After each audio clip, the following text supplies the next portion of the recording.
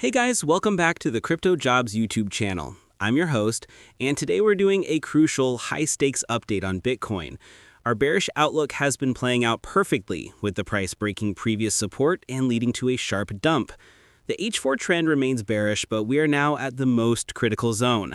I expect to see a bull reaction soon at the 81,000 SSB or $79,000 level, which aligns with the major hidden support on the weekly trend. This is where bulls must show up. The big picture is that the main trend remains bullish on a monthly basis, and a solid reaction here could trigger another run toward the all-time high. However, here is the critical warning. If we get a weekly candle close and break out under the $79,000 mark, that could be the start of a medium-term bear market, and the price could fall toward the $50,000 zone mentioned earlier. At the moment, volatility and fear are extreme in the market.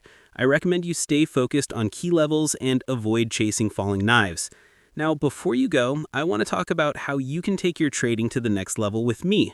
I'm running a free Telegram channel for all my quick updates and market insights, and my free VIP group for even more setups and a closer look at our trading strategy. The links for both are right in the description. Peace out.